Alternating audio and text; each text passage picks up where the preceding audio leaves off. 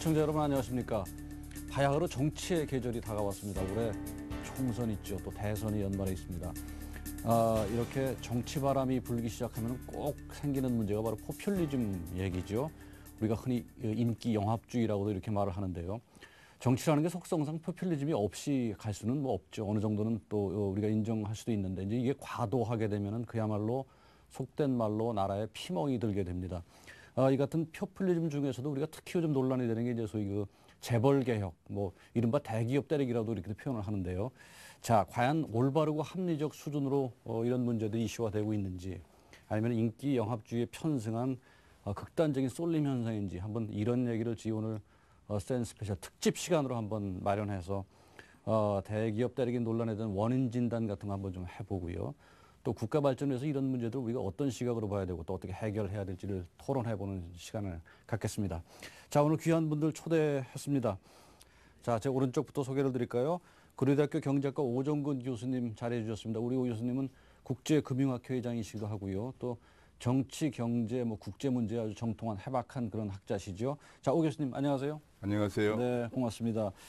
자, 제 왼쪽에는 제가 이분을 일컬어서는 늘 미소년 같은 미소가 아름다운 분이라고 이렇게 평을 하는데, 자, 그 속에서도 또 자유시장주의에 대해서는 아주 확고한 신념을 보이시는 분이죠. 자유기혼의 김정호 원장님 나오셨습니다. 자, 원장님 안녕하세요. 네, 안녕하십니까. 네, 고맙습니다. 자, 또 그 옆으로 저쪽 제 오른쪽 끝으로는 우리 LG경제연구원의 배민근 책임연구원, 오늘 아마도 그 큰 체격만큼이나 믿음직스러운 그런 신뢰감 있는 말씀을 해주실 것이라는 기대를 가져봅니다. 자, 안녕하세요. 네네. 안녕하십니까. 네, 고맙습니다.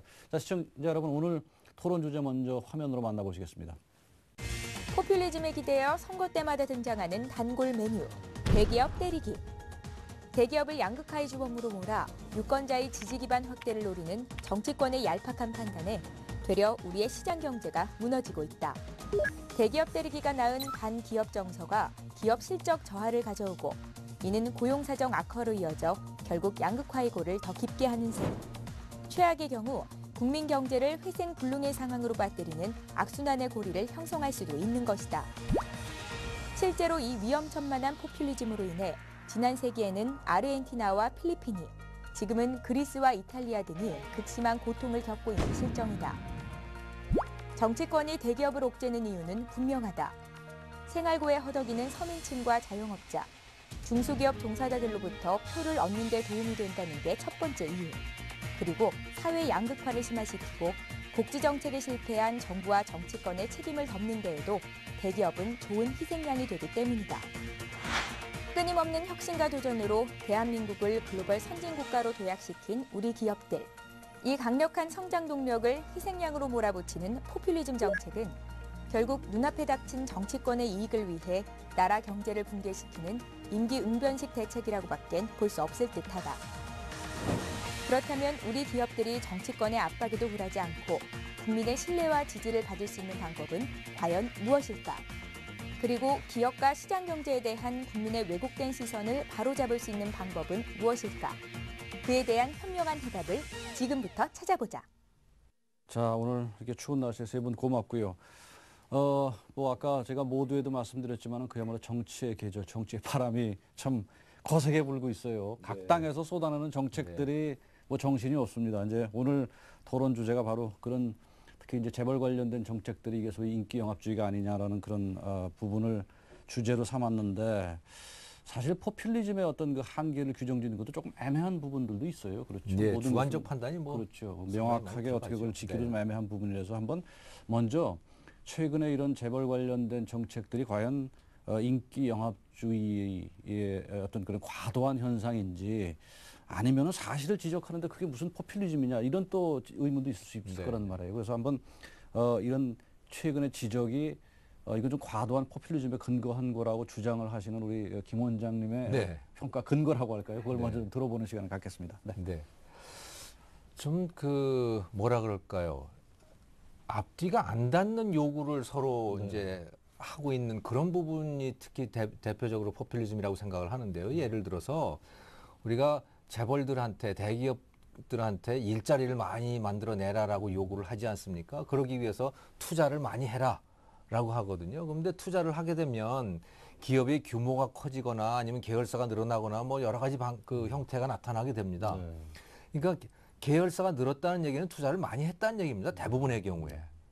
그런데 또 동시에 그러면 일자리를 만들려고 요구를 하면서 일자리를 안 만들었다고 막 야단을 치면서 동시에 또 왜 계열사는 많이 늘었냐라고 또 야단을 치시거든요. 그러면 기업들로서는 이게 아주 난감한 하라는 거죠. 말이냐. 어떻게 하라는 말이냐는 이런 거예요. 얘기가 투자를 하게 되면은 계열사가 늘어나게 되는 것인데, 그러니까 이런 경우는 저는 이게 대표적으로 좀 파퓰리즘의 한 단면을 보고 있는 거 아니냐. 예. 정말 뭐 어떻게 해야 될지를 모르는 걸 막 요구를 하고 있는 거죠. 그런데 대중들이, 유권자들이 보기에는 양쪽 다 그럴듯해 보이는 거예요. 사실은 유권자들의 입장에서는 기업 내막을 잘 모르시니까.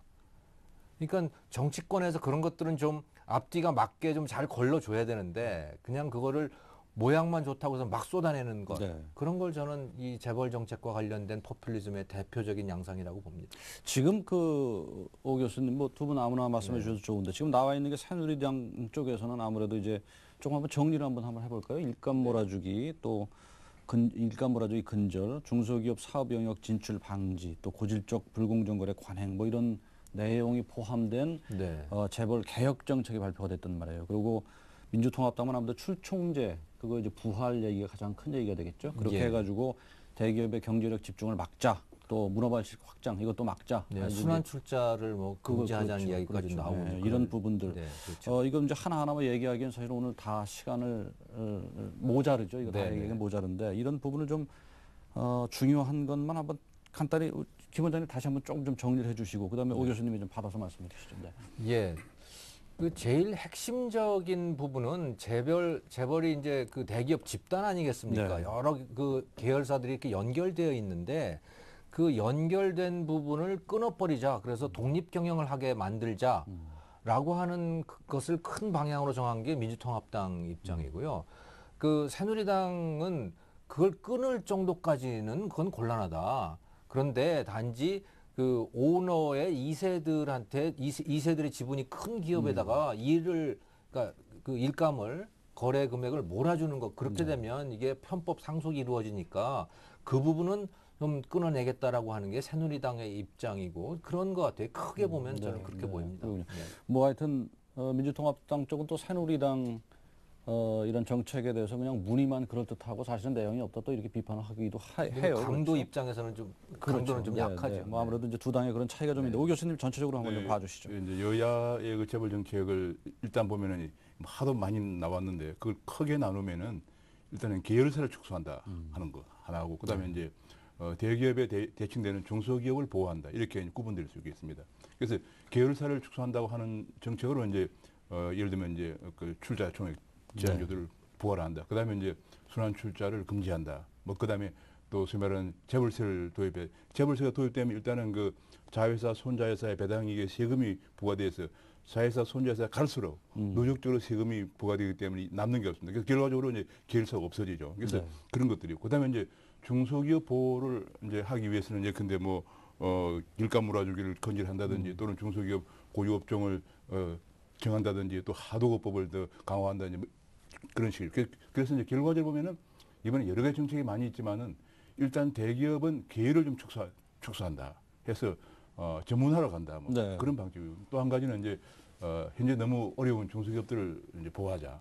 이런 두 가지 큰 방향 틀에서 여야가 재벌 정책을 제시하고 있다고 보여집니다. 네, 우리 배 연구원님은 전체를 한번 좀 왁구를 좀 지어주시죠. 또 어떻게 그리시는지요? 네, 과거의 그 선거 시기에 정치권이 기업에 대해서 보여줬던 태도는 사실 꼭 그 적대적인 것만은 아니었던 것 같습니다. 그래서 뭐 기업에 대한 우대를 좀 표방하는 경우도 많았는데요. 특히 뭐 투자를 유치하고 고용을 늘려달라, 또 뭐 법인세를 인하하겠다, 또 기업과 정신을 펼칠 수 있도록 지원을 하겠다 이런 그런 분위기가 나왔던 적도 많은데 이것은 주로 과거의 선진국들이 경기 활력의 어떤 후퇴라든지 복지병을 경험했을 때 어떤 주로 소구했던 그런 친기업 어젠다라고 하겠습니다. 그래서 뭐 레이건이나 대처로 대표되는 그런 신자유주의적인 어떤 개혁 네. 어떤 와중에는 그런 목소리도 났었는데 반대로 기업이나 부유층에 대한 어떤 적대감이라든지 비판이 또 두드러지는 상황도 있는 것 같습니다. 지금이 이제 우리나라는 그런 상황에 직면한 것 같고요. 그래서 어떻게 보면 되돌아보면 MB 정부는 당시에 대통령 선거 당시에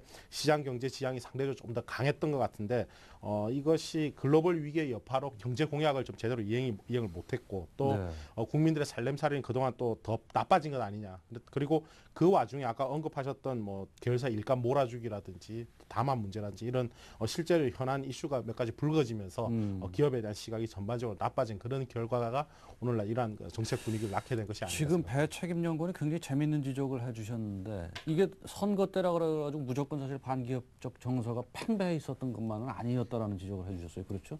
그러면 이게 이번 선거, 이번 정부에 들어서 조금 더 심화됐다라는 걸로 그렇게 말씀해 주셨는데 그 원인은 글쎄 아무래도 그게 이제 그 이명박 대통령 초기에 그 친기업 정책에 대한 어떤 국민들의 정서적 어떤 네. 뭐라 그럴까 그런 영향이 당연히 있겠죠.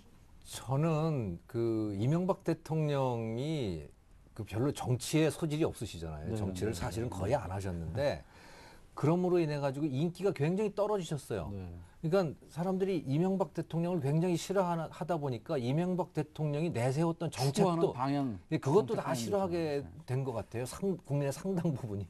그러면서 지금 이런 현상이 아주 심화된 거라고 저는 생각을 합니다. 그런데 그러면 재벌이라고 하는 그 이 대기업 집단이 그러면 특별히 뭐가 나빠진 거냐? 네. 국민 경제에 특별히 뭐가 해로워진 거냐? 그런 건 아니에요. 사실은 그 고용도 보면 상당히 많이 늘었습니다. 예를 들어서 이건 뭐 금융감독원장 권영세 원장께서 직접 발표를 한 것입니다만은 2007년부터 2010년까지 36대 그룹을 봤는데 고용이요 84만 명에서 100만 명으로 늘었습니다. 거의 20%가 늘었거든요.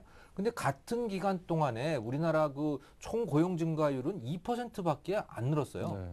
근데 36대 대기업 집단을 그걸 20%나 늘린 거예요. 그러니까 투자를 굉장히 많이 하고 일자리를 많이 만들어낸 거죠. 그럼에도 불구하고 그건 뭐 어떻게 됐든 간에 계속 지금 악한으로 지금 몰리고 있는 것은 네. 저는 이건 상당히 정치적인 현상이라고 자, 생각합니다. 그러면은 지금 오 교수님한테 좀 여쭐게요. 지금 김종호 원장님도 또 재미있는 말씀 해주신 게 이제 반기업 정서가 이렇게 요번에 와서 다른 어느 시대보다도 커지게 된 게 MB에 대한 대통령에 대한 어떤 신뢰에서 온 측면 물론 있고 그다음에 그렇지 실제로 기업들이 더 나빠지고 예를 들어 국민들의 반기업 정서를 불러일으킬 만한 어떤 결과적으로 그런 것들은 별로 없었다라는 말씀을 해주셨는데 뭐 그 문제는 동의를 뭐 저는 특별히 이제 나빠진 건 아니에요. 저는 이렇게 생각을 합니다. 네. 현재 우리가 이제 그 우리나라 성장률이 과거에는 보통 한 제가 보니까 8.9% 성장을 해오다가 지난 15년간 평균 성장률이 4.2%였어요.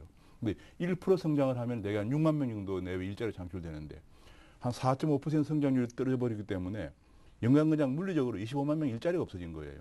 이것이 15년 동안 쌓이다 보니까 한 600만 명이 쌓이가 이 사람들이 전부 다 비정규직이에요.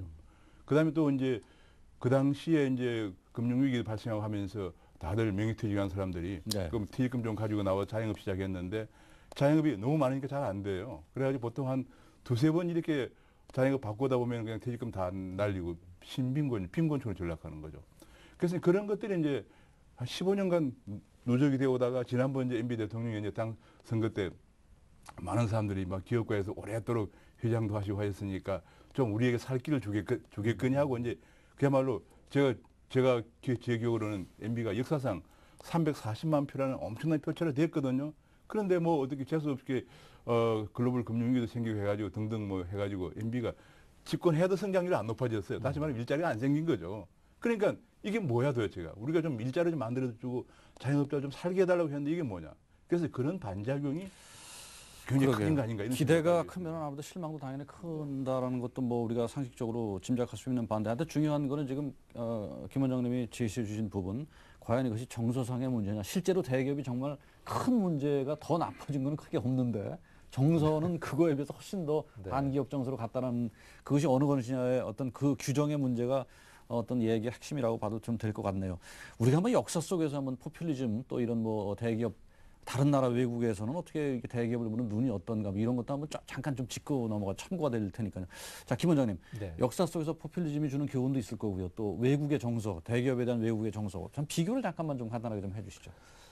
그 미국의 그러니까 기업에 대해서 그래도 가장 덜 적대적인 나라라고 하면 아마도 미국을 우리가 연상을 하게 될 텐데요. 미국에서도 한때는 그 대기업에 대한 적대 감정이 대단했었던 것이요. 그 미국에서 성경 다음으로 많이 팔렸다라고 하는 책이 아틀라스라고 하는 책입니다. 아인 랜드라고 하는 그 자유주의 그 작가가 쓴 책인데 그 뭐 2천만 부가 팔렸다나 엄청난 그 부수에 그게 팔렸고 그게 영화로도 나오고 그랬는데 그 책의 그 소설의 주제가 네. 미국 국민들 또 미국의 정치권이 대기업들을 막 옥죄고 그러니까 결국 견디다 못 해가지고서 그 어디 깊은 그 산속으로 숨어 들어가는 그래가지고 거기에 그 어떤 유토피아 같은 데를 만들어가지고 거기서 기업 활동을 하는 뭐 그런 유의 소설이거든요 이게. 네. 그러니까 그 미국이라고 하는 나라 지금은 굉장히 그 기업 친화적인 그런 나라이지만 그 나라도 한때는 사실은 그런 걸 겪었다. 그게 50년대, 60년대입니다. 그렇게 뭐 오래전 일도 아닙니다. 그러니까 사실은 뭐 그 이런 큰 기업에 대한 적대 감정이라고 하는 건 자연스럽게 사람들이 가지는 것 같아요. 그러니까 골리앗을 보면 왜 다윗이 나와가지고 때려주는 걸 뭐 그렇게 할 때 박수 치고 그러는 거 아니겠습니까? 저는 뭐 그런 자연스러운 감정의 일부라고 생각을 하는데 네. 그건 너무 심하게 가면 그것도 참 좀 곤란한 일 아닌가 하는 우리나라 생각이 이렇게 생각하면 될 것 같아요. 우리나라 같은 경우에 이제 고용되어 있는 소위 근로자가 1,700만 명입니다. 1,700만 명 중에서 소위 말하는 중소기업에 그 고용되어 있는 사람들이 1,500만 명쯤 돼요. 그다음에 대기업이라는 것은 이제 정의상 300인 이상 고용하는 기업을 대기업이라고 하는데 이 대기업이 한 100만 명 정도 고용돼 있고 그다음에 나머지 한 100만 명은 이제 그 공기업이라든지 공무원들이죠. 그러면 이제 결과적으로 선거에서는 어떤 식이 되냐면 이제 가장 인기 있으려면은 표가 많은 쪽에 서야죠. 그래서 이제 말하자면 1,500만 명의 중소기업이 대개 월급도 적고 어렵죠. 그다음 중소기업들이 또 이제 대기업에 비하면 아무래도 뭐 이런 납품 단가를 좀 후려치기를 당한다든지 또 어려움이 있기 때문에 그런 쪽에 서는 것이 정치인으로서는 가장 인기가 있는 것이에요. 그래서 본래 파퓰리즘이라는 단어 자체가 파퓰리하다. 인기 있다는 얘기거든요. 인기에 영합해서 선거에서 이기자 하는 것이니까 고용을 창출하고 수출을 하는 대기업에 한 100만 명밖에 안 되는 거기서 봤자 표가 뭐 100만 명밖에 안 되는 거거든요. 그리고 이제 그러나 거기에 대항한 나는 중소기업 약자의 편이다라고 하면 이제 그것이 1,500만 명이 고용돼 있는 거거든요. 그러다 보면 이제 그래서 세계사적으로나 한국에는 어디에나 선거 때마다 항상 파퓰리즘이 등장을 해서 다시 말하면은 파퓰리즘이라고 하는 것은 이제 가진 계층은 약간 타락돼 있고 대부분 선량한 보통 사람들 이 보통 사람 편에 내가 서 있다 하는 것이기 때문에 선거 때마다 우리나라뿐이 아니고 다른 나라도 늘 등장하고 특히 이제 그라프 같은 경우는 프랑스 같은 사유당 같은 경우에 오늘 보니까 사유당 같은 경우에 이제 집권이 확실시되니까 한 30만 명 정도가 해외로 이민을 간다는 얘기가 나와 있는데 그래서 뭐 이런 선후적으로 네. 불문하고 이런 정책이 선거 때마다 나옵니다. 그러게. 자, 그런 일반론, 일반적으로 어느 나라든 이런 포퓰리즘에 대한 정서적 뭐라 그럴까 현상 같은 거를 지금 말씀해 주셨는데 우리 저 배연구위원하고 오 박사님한테 다시 좀 연이어서 제가 좀 질문을 오 교수님 먼저 그냥 이어서 말씀을 좀 드리죠. 기업들 입장에서는 어쨌든 왜 속된 말로 요즘 뭐 애들이 그런 말 하죠. 왜 나만 갖고 그러냐, 우리만 갖고 그러냐 이런 말이 나올 수도 있는 뭐 그런 것이 이제 소위 그 대기업 때리기라고 말씀할 수가 있겠죠. 그런데 왜 유독 그런 일반적 우리가 알고 있는 상식, 선거 때면은 어떤 주제화시키는 그거 말고 우리나라만 특별히 더 이렇게 대기업이 문제가 되는 어떤 타당한 이유라고 할까요? 근거 있는 어떤 뭐 그런 거. 뭐 어떻게 좀 얘기를 할 수 있을까요? 우리가 다른 나라에 비해서 아까 원장님 말씀대로 더 심하다고 만약에 한다면요. 제 생각으로는 이런 생각을 갖습니다. 우리 대기업들이 우리 경제 발전에 기여한 공로는 말할 수가 없이 크다고 그거는 뭐 봅니다. 아무도 부정을 못 그건 하겠죠. 누구도 부정하지 않죠. 예를 들어서 우리가 우리나라 수출의 거의 한 80%를 대기업이 담당하니까요. 네. 근데 문제는 이제 그렇게 해서 번 돈 중에서 많은 부분들이 이제 중소기업들이 볼 때는 이렇게 중소기업 입장에서 보면 이렇습니다. 제가 제 친구들도 이제 중소기업 사람들하고 얘기해 보면은 예를 들면 납품 단가 같은 것이 적정하지 못하다. 우리 흔히 말하는 불공정 거래라고 그러죠. 그렇죠. 그런 얘기들이 이제 나오면서 항상 제 친구들 보면 불평을 하고 있어요. 또 한 가지 또 이제 아까 얘기했지만 중소기업에서 일하는 사람 입장에서 볼 때는 이게 한 1,500만 명 되는데 아무래도 대기업보다는 월급이나 후생면에서 부족하죠. 그러니까 항상 거기에 대해서 불만을 갖고 있습니다. 제 생각으로 이런 생각을 해봤습니다. 그 아담 스미스라는 사람이 이제 옛날에 굉장히 그 자본주의의 그 시조지만 그 사람이 쓴 책 중에 하나 도덕 감성론이라고 있어요. 네. 그래서 좀 더 따뜻한 마음으로 하는 그 일종의 그 도덕적인 그 자본주의 네. 이런 걸로 간다면은 지금 너무도 잘하고 있는 대기업들에 대한 하는 그 공이 좀 더 빛나고 이렇게 좀 적대적이까지는 안 되지 않겠느냐 네. 이런 생각을 해봅니다. 자, 우리 배 연구원께서는 사실은 LG경제연구원이 대기업 소속이기 때문에 입장이 어떨지는 모르겠습니다만은 자, 대기업이 타겟이 되는 이유 한번 좀 말씀해 주시죠. 네. 기본적으로 이제 구조적인 측면과 상황적인 측면이 다 그러시죠. 네. 동시에 작용하는 것 같습니다. 그래서 구조적인 측면 아까 말씀을 좀 해주셨는데 우리나라는 기본적으로 대기업이 자기 주변의 이해관계자들과 관계를 맺는 데 있어서 절대적으로 우월적인 있는 네, 그런 네. 처지에 있는 경우가 많습니다. 그래서 뭐 고용관계라든지 원청 하청이라든지 또 과거에는 뭐 소비자 보호나 환경오염 문제에 있어서까지 다 대기업적 우월적인 지위에 있는 경우가 많은데 이것이 이런 경우에 이제 문제가 발생하게 되는 때는 대부분 대기업에게로 어떤 그 비판의 그 화살이 좀 먼저 가는 그런 경향이 많았던 것 같습니다. 근데 우리 사회 내에 다른 부분에 사실 똑같은 문제들은 다 존재하는데 유독 우리 사회에서 문제가 많이 되고 있는 뭐 갑을 관계라든지 또 좀 강자와 약자 네. 이런 것이 고스란히 이제 대기업에게 어떤 그런 것이 가장 많이 적용이 되는 것 같습니다. 근데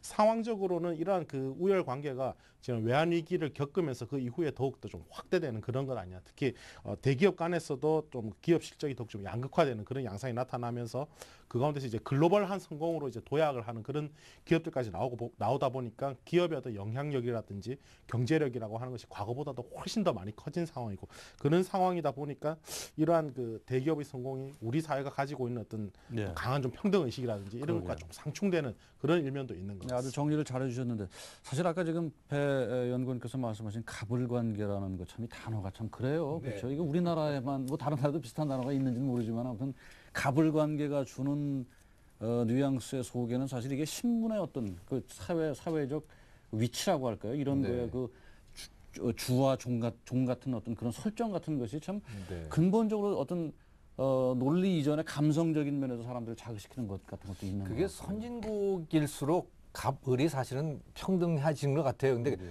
선진국이라고 하더라도 완벽하게 평등하지는 않습니다. 그렇겠죠, 왜냐하면 네. 애플이 그러니까 삼성과 애플 간의 관계가 사실 애플이 갑이고 삼성이 을입니다. 네, 그 네. 반도체 칩 공급하고 그러는 상황에서는 그런 상황에서는 삼성전자조차도 애플에 대해서 불평이 많거든요. 네.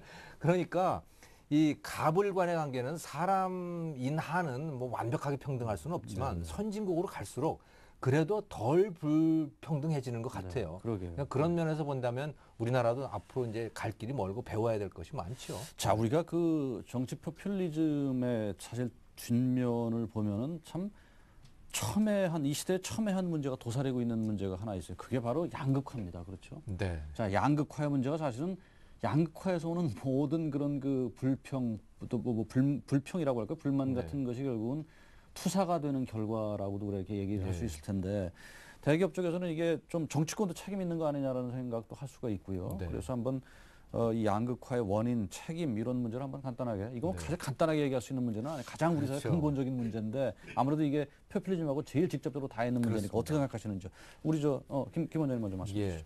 저는 크게 두 가지로 보고 싶은데요. 양극화가 왜 생겼느냐. 그러니까 보면은 지니계수라고 하는 그 불평등 지수를 놓고 보면 그게 93년을 기점으로 해가지고 그 1970년대, 80년대부터는 그 이 지니계수가 계속 떨어집니다. 즉 평등해지다가 93년 이후부터는 이게 아주 그 굉장히 빠른 속도로 높아져요.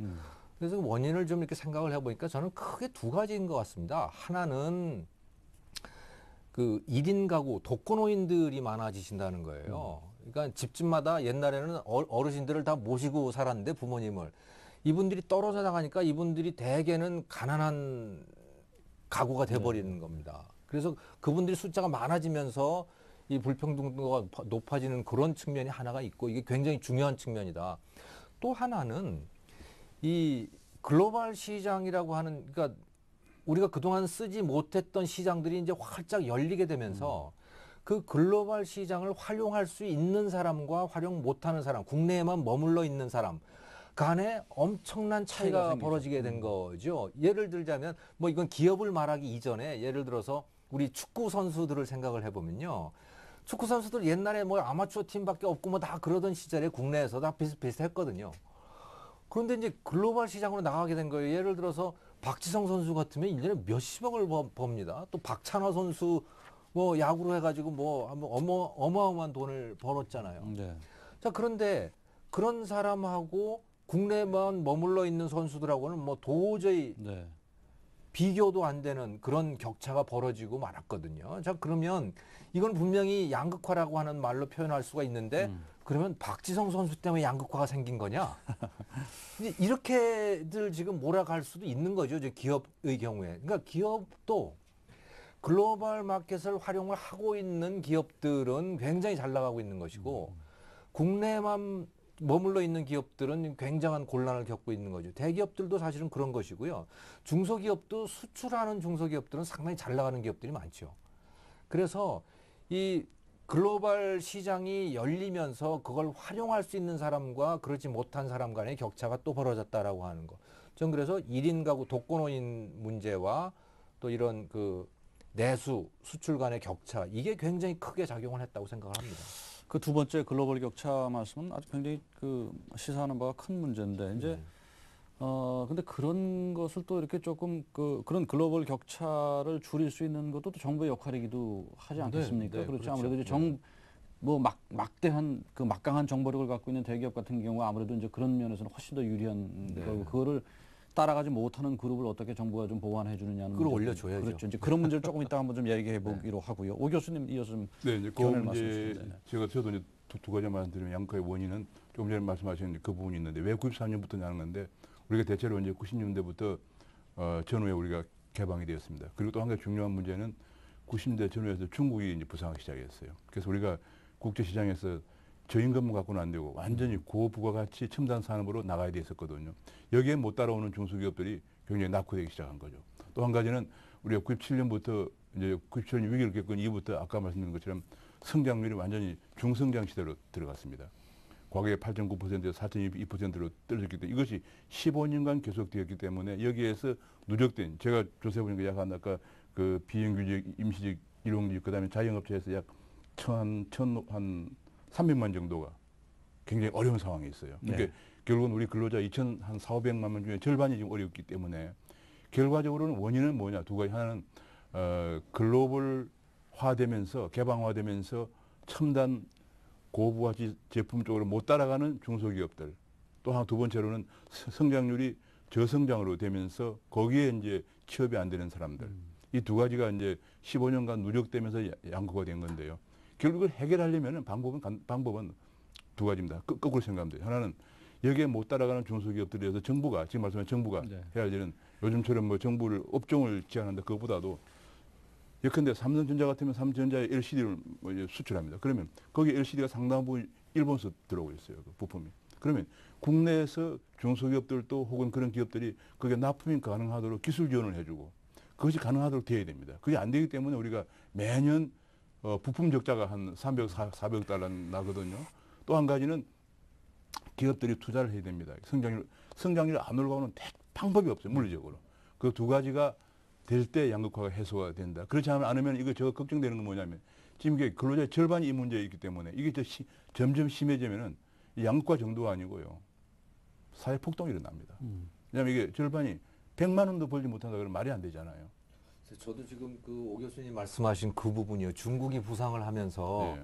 부품을 공급하던 그 중소기업들이 굉장히 어려워진다는 그 문제는 정말 심각한 것 심각합니다. 같아요. 예. 그러니까 그 대기업들이 부품 조달을 하는데 이 국내 중소기업으로부터 조달을 할 것인지 중국이나 아니면 베트남 기업으로부터 조달할 것인지 굉장히 좀 유혹을 받고 있거든요. 자꾸 네. 밖으로 나가고 싶은 거예요. 네, 네. 밖에서 조달을 하고 싶은데 그래도 지금까지 관계를 맺어온 중소기업들이기 때문에 그래도 이제 관계를 유지하는데 이 격차가 벌어지면 벌어질수록 네. 부품 그러니까 조달 단가의 격차가 벌어지면 벌어질수록 아마도 외국에서 조달하려고 하는 부품을 그런 유혹을 굉장히 많이 받겠죠. 네, 간단히 말씀드리면 우리가 흔히들 자주 보던 구로공단이 완전히 없어졌거든요. 네. 구로공단이라는 게 중소기업들이 부품을 생산하는데 완전히 없어져 압박충이 됐습니다. 대구 옆에 있는 구미공단도 상당히 위축됐습니다. 그래서 제가 보기에는 결국은 두 가지인데 하나는 이제 저임금에 의존하는 부품은 해외로 많이 나가게 되고요.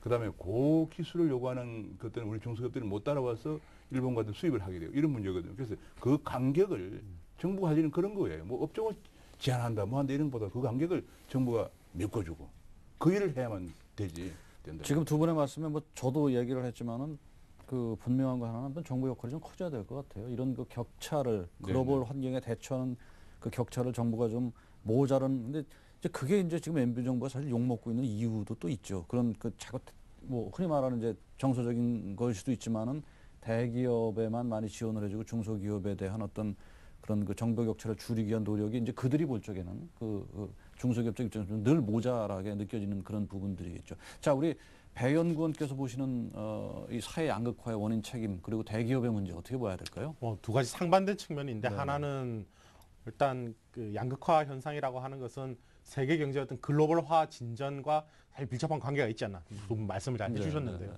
그래서 어떤 특정한 나라에서만 나타나는 문제 현상이 아니고 전 세계적으로 동시에 나타나고 있는 문제입니다. 이것은 결국 특정한 위정자가 어떤 정치를 잘했다 못했다 이전에 우리 경제 또 세계 경제의 구조 자체가 그러한 방향으로 좀 나아가고 있는 것. 그래서 그것을 해소하기 위해서는 뭐 해소하기도 쉽지가 않거니와 가장 아주 근본적인 그런 처방이 있어야만 사실 해소를 할 수 있다라는 그런 좀 상당히 어려운 문제다라는 접근이고요. 또 한 가지는 아까 박지성 선수 말씀을 하셨는데 일단 그 글로벌한 성공을 거둔 어떤 포지티브한 측면의 어떤 사회 변동이라고 하는 것인데 그 이면에는 또 중산층의 몰락이라고 하는 또 네거티브한 사회 변동의 결과 네. 이것이 이제 동시에 맞물리는 것 같습니다. 근데 우리 사회, 우리 경제에 있어서 어떤 반성해야 될 점이라고 이제 이렇게 제기가 되는 부분은 우리가 실패한 사람들에 대한 배려라든지 또 그들이 어느 정도 그 생계를 이어갈 수 있는 안전망 또 기회의 재창출 이런 부분이 우리 경제는 그동안 좀 상당히 약하지 않았냐 다른 선진국에 비해서. 그래서 이런 반성에서 특히 우리가 이제 양극화가 지난 2000년대 중반부터 문제가 이슈가 되면서 이제 좀 많이 회자가 되고 사회 문제로 제기가 되는 것 같습니다. 우리 배 연구원이 대기업에서 나오셨음에도 불구하고 아주 객관적으로 잘 말씀을 해주셨어요. 자, 김정 원장님께 이제 우리가 이제 그런 정황 논리에 대해서 쭉 얘기를 했는데 사실은 정말 대기업이 갖고 있는 명백한 뭐 문제라고 할까요? 이슈가 되는 것 중에 이제 문어발식 확장을 비롯해서 뭐 세습 경영 같은 어떤 경영체 네. 그 문제 이런 것들을 한번 좀 어떻게 이건 봐야 될까요? 한번 시각을 좀 말씀해 주시겠네요. 저는 그 대기업 총수 오너들이 좀 법을 좀 지켰으면 좋겠어요. 제발. 그 TV에 나올 때 보면 그 무슨 그 혐의자로 나온다든가 아무튼 뭐 이렇게 검찰에 불려간다든가 이런 걸로 자꾸 그분들 그 모습이 비춰지니까 마치 기업하는 사람들이 다 그냥 범죄자인 것처럼 그렇게 돼 버리거든요. 그러니까 좀 법을 좀 꼭 좀 지켜달라. 그게 법이라고 하는 게 불편한 것도 있지만 그걸 지켜야 자기들도 결국은 그 사업 환경도 유지가 되는 건데 네. 법을 안 지키니까 결국 다 이런 그 뭐라 그러나 오명도 쓰고 다 그런 거 아니겠습니까? 근데 또 동시에 저는 사회에다가도 말씀을 드리고 싶은 부분은 이 기업을 만드는 게 상속을 하기 위해서 만드는 경우가 많습니다. 우리나라 부모들이 제일 큰 관심사는 내 자식이 어떻게 잘 되게 만들 거냐라고 하는 그건데 만약에 자식한테 이 가업을 못 넘긴다라고 하면 사실은 내가 왜 기업을 해야 되지? 왜 아둥바둥 살아야 되지? 그 이유를 잃어버리는 사람들이 굉장히 많아요. 저는 한 90%는 그럴 거라고 생각합니다. 그러니까 우리 사회가 그게 중소기업이든 대기업이든 상속 욕구는 좀 인정을 해줄 필요가 있다라고 저는 생각을 해요. 근데 상속을 해가지고 자식이 그거 받아가지고 흥청망청 쓰면 거기에 대해서는 상속세를 부과하되 상속받아서 계속 그것을 계속 사업으로 또 기업을 키워나가는 그 일에 대해서는 좀 그건 인정을 해주는 게 필요하지 않겠냐. 그러니까 상속을 못하게 하니까 어떤 식으로든 편법으로 상속을 하려고 하고 그러다 보니까 거기에서 범법적인 그런 일들이 자꾸 발생하고 그러는 거거든요. 여기에 대해서는 좀 어떤 대승적인 판단이 꼭 필요할 것 같습니다. 아주 그 김 원장님 간결하고 또 설득력이 있는 지적을 두 가지로 해줬어요. 하나는 상속 이거 어떻게 보면 인간의 본능 그렇죠? 네. 본성 같은 건데 이거 인정을 좀 하라. 그다음에 두 번째 자 오너분들이 특히 좀 법을 지켰으면 좋겠다라는 예. 거. 뭐 제가 기업의 입장을 많이 대변해 주신 자유기업원 원장께서 말씀해 주시니까 더 아니 법은 뭐 반드시 지켜야 됩니다. 지켜야죠. 시장 경제의 기본이죠. 아 그러면요, 네, 그러면요. 네. 자 우리 오 교수님 말씀해 주시죠. 네, 이제 우리도 이제 생각합니다. 지금 우리가 이제 대체로 지금은 재벌 3세 정도 되거든요. 네. 재벌 우리가 1세, 2세는 정말 우리가 알다시피 근데 정주영 신화처럼 맨주 먹으러 그냥 일군 사람들이죠. 뭐 중동에서 일구고 혹은 베트남에서 일구고 뭐 이런 식입니다. 그래서 정말 그분들의 그 공로에 대해서는 뭐 누구도 부인할 수 없는데 문제는 이제 3세 4세를 넘어오면서 한마디로 3세 4세는 이제 그 창업주가 맨손으로 일군 거와는 달리 처음부터 이제 태어날 날 때부터 흔히 말하는 은수를 물고 태어난 사람들이죠. 그러다 보니까 이제 기업가 정신이 좀 약화되지 않냐. 네. 또 한 가지는 둘째 문제는 이것이 이제 가장 중요한 건데 우리나라도 미국 예를 들면 미국 같은 데 보면 GE라든지 제너럴 일렉트릭 같은 이런 거 이제 옛날에 우리 흔히들 책에서 많이 배운 에디슨 때 만들어진 거거든요. 에디슨이 창업한 겁니다. 전기왕 에디슨.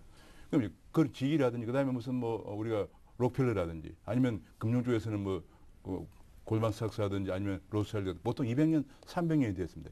200년, 300년 동안 가려면은 3세가 아니고 4세, 5세 가야 되거든요. 그래서 김종호 본장님처럼 4세, 5세까지 계속 가야 됩니다. 가야 되는데 문제는 뭐냐면 우리 사회에서 가장 큰 문제가 되는 것 중 하나가 이 지배구조의 투명성 문제거든요. 실제 재벌 그러면 이제 그 가장 큰 것 중 하나가 지배구조 문제, 그다음에 소유구조 문제인데 이미 소유구조는 대주주들이 거의 한 3% 내외밖에 안 돼요. 이미 97년 금융위기를 겪으면서 많이 줄어들었고 다만 소유구조는 이제 지배구조인데 지배구조를 지금 사회이사도 있고 그다음에 감사위원회도 있고 뭐 최근에는 또 보니까 준법 지원인 제도 도입한다고 하는데 그러나 아직까지도 우리나라 정세 사회이사가 대체로 재벌 총수 뭐 편이라든지 등등 그래가지고 투명하지 못하다. 또 한 가지는 이제 제가 보기에는 그런 부분들에 관해서 확실하게 좀 투명성을 제고시키는 방향을 개선해 주면서 이 여러 가지 그 상속 문제 이런 것은 상속법이라든지 그다음에 공정거래 차원에서 문제를 다스리면서 그래서 그 기업들의 투자 의욕은 살리면서 그런 그 재벌 총수들의 3, 4세들의 전횡은 방지하는 방향으로 이렇게 나가야만이 서양처럼 200년, 300년 가지 않겠느냐.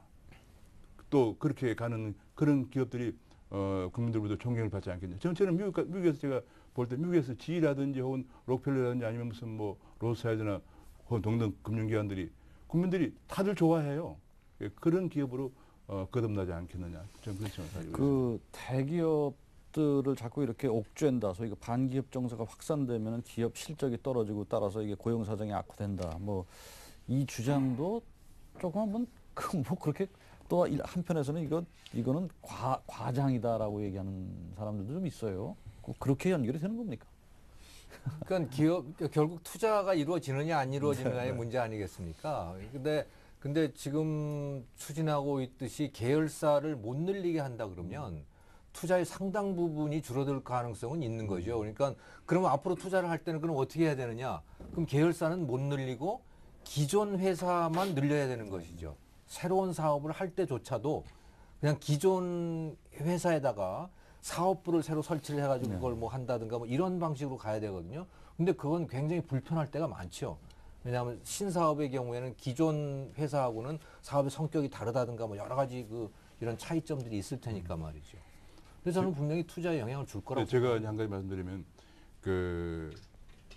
경영하는 사람들도 기업이 다각화하는 게 좋으냐 아니면 어느 한 업종만 전문화하는 게 좋으냐 아직 결론이 안 난 부분입니다. 그리고 우리가 한국에서 가장 요즘 버핏에 해가지고 존경을 하는 그 버핏 같은 경우에도 저번에 이제 인천에서 버핏 빵집이 들어온다고 그랬거든요. 그처럼 버핏이 가지고 있는 계열기업이 한 4, 50개 됩니다. 그 다음에 미국에 뭐 GE 같은 거는 계열기업이 한 100개가 넘는 걸 알고 있어요. 그러니까 미국도 굉장히 다각화돼요. 문제 한 가지는 지금 중국이나 인도가 신흥국을 부상해 오면서 엄청난 재벌들이 형성이 되면서 추격해 오고 있는데 우리가 완전 전문화로 가가지고 과연 승부수가 있겠느냐 하는 그런 부분이 있고요. 또 한 가지는 제가 말씀드리고 싶은 것은 그 투자 증가율을 보니까 71년부터 97년까지는 12.3%였어요. 투자 증가율이. 투자가 성장률보다 앞서가서 성장률을 항상 이끌어갔죠. 그런데 98년부터 작년까지는 투자 증가율이 1.7%였습니다. 네. 그러니까 성장률보다 낮아요. 한마디로 지금 기업들이 국내 투자를 안 한다는 얘기입니다. 지금 예를 들면 얼마 전만 하더라도 현대차하고 기아차도 중국에 제3 공장을 세운다고 그래요. 그러면 이제 그게 설립되면은 현대차나 기아차 생산량의 절반이 해외 생산이라고 그러거든요. 그리고 또 최근 보도에 의하면 삼성 반도체도 중국으로 간답니다. 그럼 반도체 고용 인원이 얼마냐? 10만 명입니다. 국내에서. 자꾸 그래서 제가 보기에는 이런 부분들을 계속 광고하면은 오히려 부작용이 있을 수 있다 하는 거죠. 자, 오늘 얘기를 이제 마무리 단계로 좀 가야 될 텐데 배 연구원님 어쨌든 아까 우리 포퓰리즘의 가장 밑바닥에 깔려 있는 아주 첨예한 문제가 양극화라는 얘기를 했죠.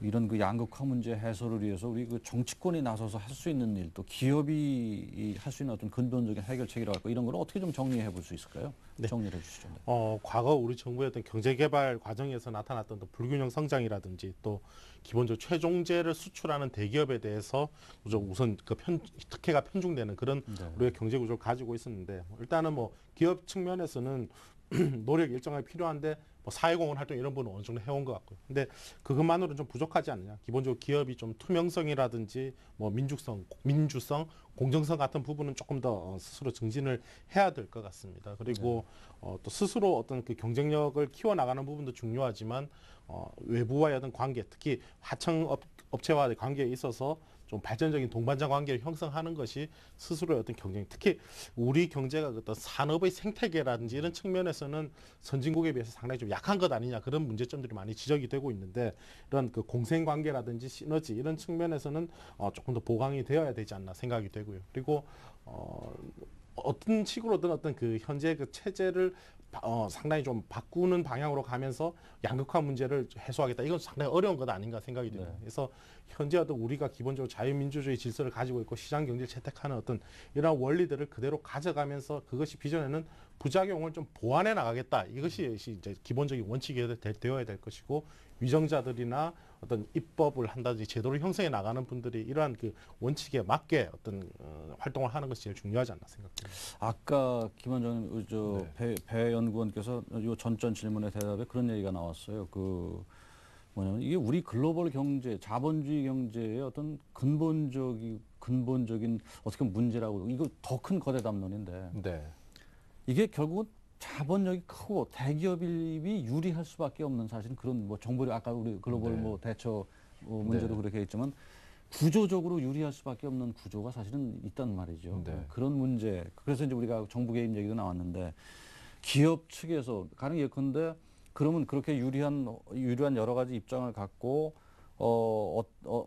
산업 전 분야에서 어떤 우월적 지위에 있는 대기업들이 사회에 가령 예컨대 그 중에 하나 할 수 있는 게 이제 환원 같은 거, 그렇죠? 기업들이 네. 이렇게 좀 사회에 좀 이게 우리가 잘나서 그런 것도 있지만 사회의 어떤 혜택, 네. 사회 어떤 구조적인 혜택 때문에 우리가 이렇게 이익을 많이 냈다라는 그런 좀 겸손함을 갖고 이렇게 예를 들어서 뭐 좀 기부를 좀 많이 한다든가 이런 측면에서 하여튼 국민 정서하고 좀 부합하는 노력을 좀 해야 될 것 같아요. 네, 그래서 저는 그런 부분에서 예. 기업이 어떤 좀 노력을 하면은 좀 그야말로 이 악화된 것도 좀 포퓰리즘도 많이 있지만은 네. 좀 살려내고 또 기업도 보다 더 발전할 수 있을지 좀 말씀 좀 해주시죠. 예.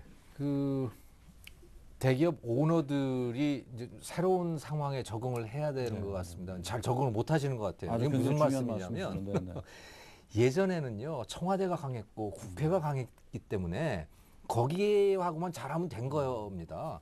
그러니까 어느 나라든 간에 정치와 경제는 떨어질 수가 없습니다. 그게 뭐 따로 갈 수는 없는 노릇 아니겠습니까? 네. 그래서 뭐 저 정치 자금 주고 또는 뭐 로비하고 뭐 이런 방식으로 지금까지는 해왔던 거예요. 그런데 이게 한 10년 전부터 이게 막 변하는 거거든요. 권력이 NGO들한테 있는 것 같아요. 그래가지고선 그런가 부랴부랴 해가지고선 이제 NGO들한테 후원금도 내보고 이제 뭐 별걸 다 해본 겁니다.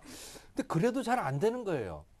근본적으로 바뀌어야 되는 건 뭐냐면 이제는 권력이 국회도 아니고 청와대도 아니고 NGO도 아닙니다. 바로 대중 그 자체예요. 유권자 그 자체가 권력이 된 거거든요. 그러니까 그냥 유권자들이 보기에, 그냥 보통 사람들이 보기에 대기업이 좋아야 되는 겁니다. 돈만 잘 벌어서 되는 것도 아니고.